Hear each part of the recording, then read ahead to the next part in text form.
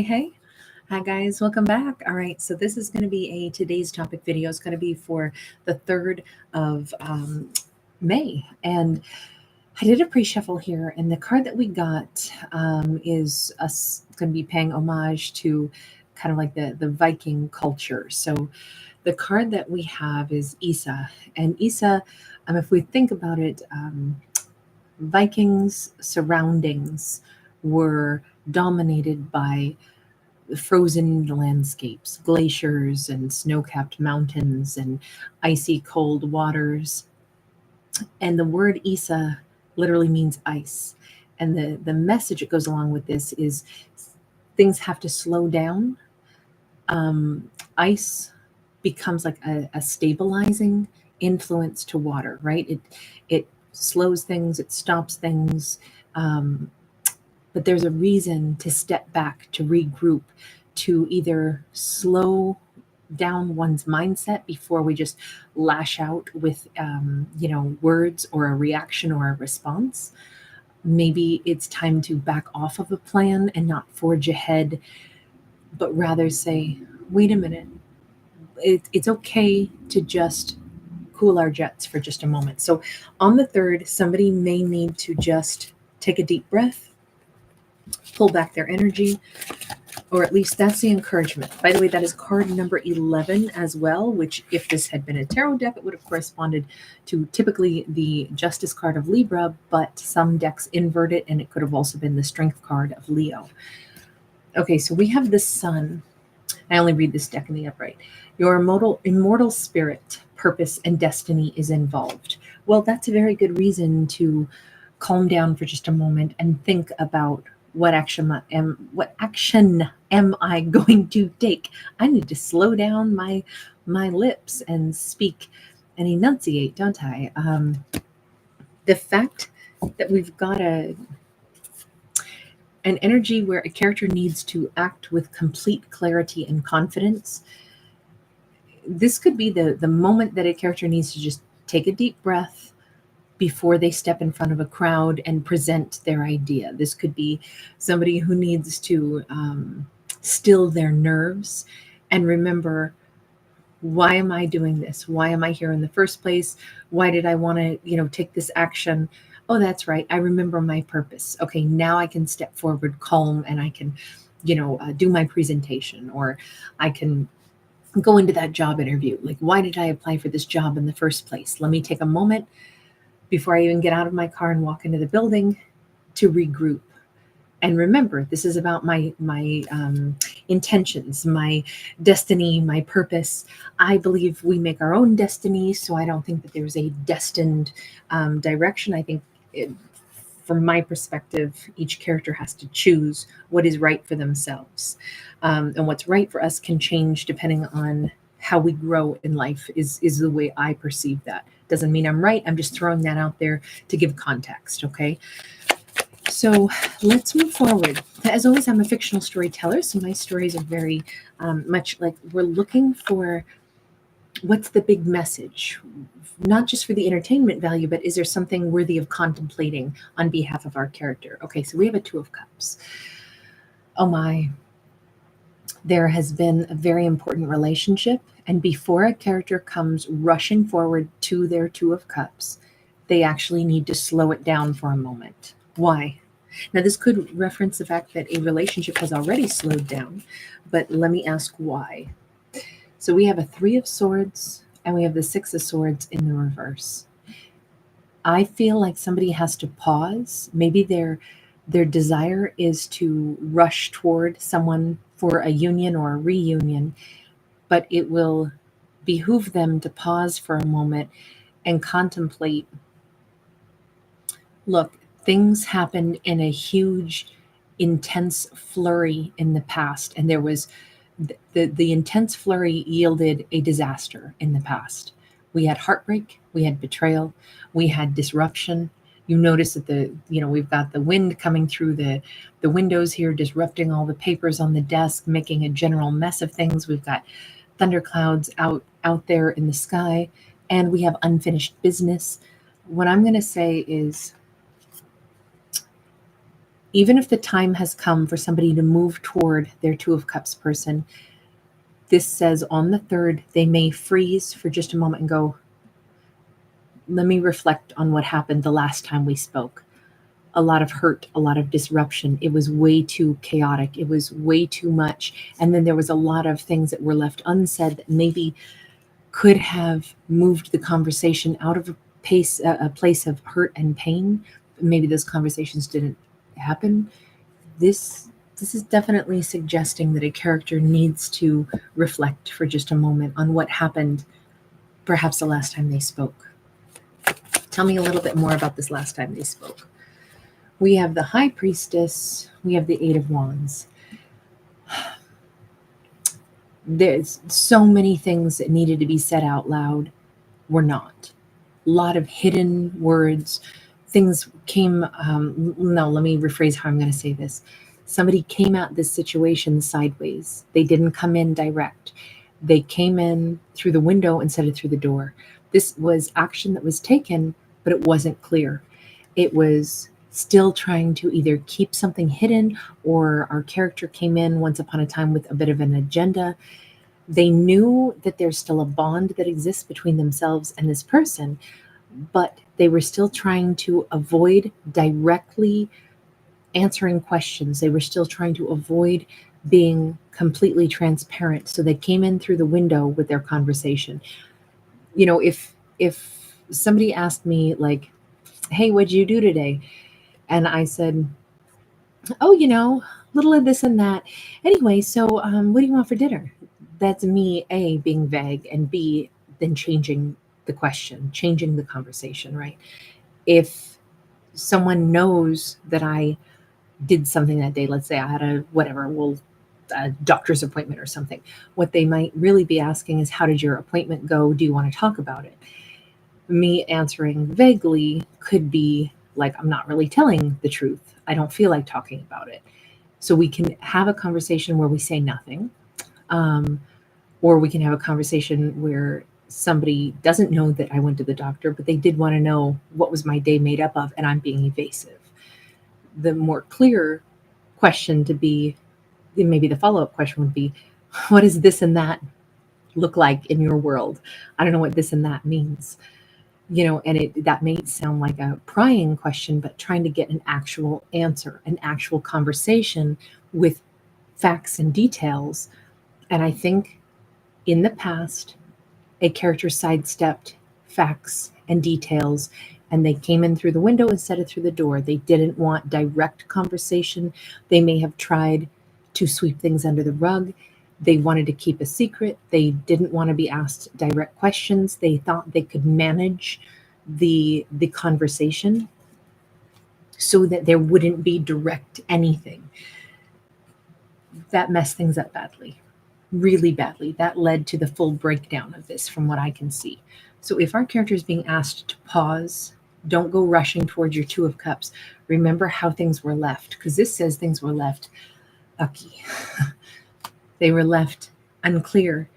There was action taken that wasn't straightforward. There was, like, both characters knew you are not being honest. One of the two of them was not being, forthcoming. And I think that led to a massive heartbreak and disruption and a failure to even have any closure. It just hurt. So I'm thinking that if this character is being encouraged to think back to what happened, I'm going to have to say it might be because either they're the ones who caused that hurt and they can't come rushing in all joyful and say, I'm ready to be with you. That's going to be crazy. You can't, they've already tried once to avoid direct conversation. If they try to come in again and just say, I'm so happy, here I am, I don't think it's going to go over so well, especially not when they haven't addressed the past and then whatever the previous past was that they were still trying to sidestep discussing. This says, be mindful of how we approach people. Be mindful that they haven't forgotten how we left them. Be mindful that the reputation we've built, especially if we left somebody in hurt or pain or confusion, that's how they remember us. Not for the new version of us that's going to come in joyful and ready to, express love, it's not going to be well received. And I think that this character needs to be reminded of a negative experience in the past that their Two of Cups may have had with them, because that's very likely how their Two of Cups will remember them. Let me just check and see. It means they need to handle things with care, is what I'm getting at. You don't come in like some bull in a tea shop and shouting and hooting and hollering, yay, I'm here, love you, give me some sugar, give me a kiss. I'm so sure about this now. If anything, that'll probably make the other person run for the hills, because it's like, are you out of your freaking mind? Do you not recall how things went down? But I could be wrong. It looks like I'm not in this one, though, because what I see on behalf of the other character is, what do you mean? They don't love me. They're never coming back. And it's been eons ago. Years have passed. Months have passed. I've grown, and I've grown far enough to know that person did not love me. That person is never coming back to me. So number one, it's going to be probably a huge shock if someone is expecting to come rushing in and returning to their Two of Cups, because their Two of Cups person has had enough time to grow in confidence with the assumption that the one thing I can say for sure is I reflect and I know you did not care about me. Now, that may not be true, right? Well, obviously in this storyline it says it's not true, but by all accounts, the way we treat people is the way we assume they intended to treat us, and now that's our opinion of them. If you came in and you were not being honest with me in the past, you caused me a heartbreak, you gave me no closure, you were evasive, and then you're gone, I'm assuming you don't care about me. Knight of Swords, and all you are is somebody who rushes in, rushes out. You're super impulsive, you're super erratic, you are not energy that I want coming back in, because the last time you were here, you knocked over everything in my office.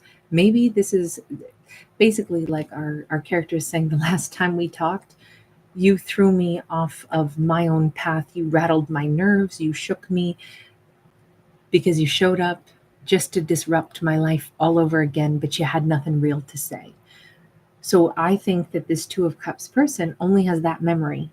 And their assumption now is A, you're just a knight, and B, you're a knight that just likes to disrupt things. You're very impulsive, but you have no, even like you're not very respectful of why it's not okay to come rushing in, crashing into my life.